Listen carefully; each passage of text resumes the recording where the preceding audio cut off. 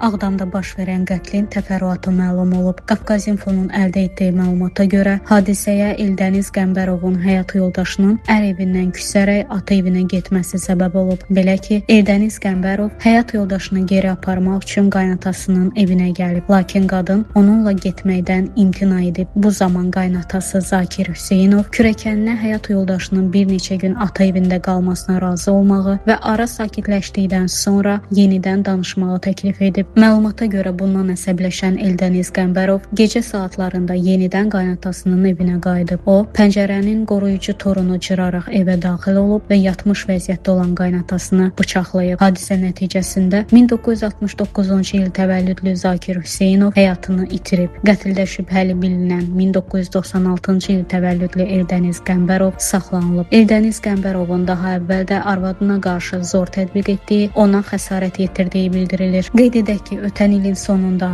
ailə ARB TV-də yayımlanan Səni Axtarıram verilişinə çıxmış. Eldəniz Qəmbərov həyat yoldaşının göz əməliyyatı üçün müraciət etmişdi. Yaxınlarının bildirdiyinə görə əməliyyata səbəb isə Eldənizin həyat yoldaşını döyməsi və zərbələr nəticəsində onun gözündə yaranan korluq olub. Qadın verilişdə ona yaxınlaşmaq istəyən həyat yoldaşını özündən itələyərək uzaqlaşdırmış, ondan qorxduğunu bəlli etmişdi. Məlumat üçün bildirək ki, Eldəniz Qəmbərov və həyat yoldaşının nikahından 5 övladı var. Faktla bağlı araşdırma aparılır.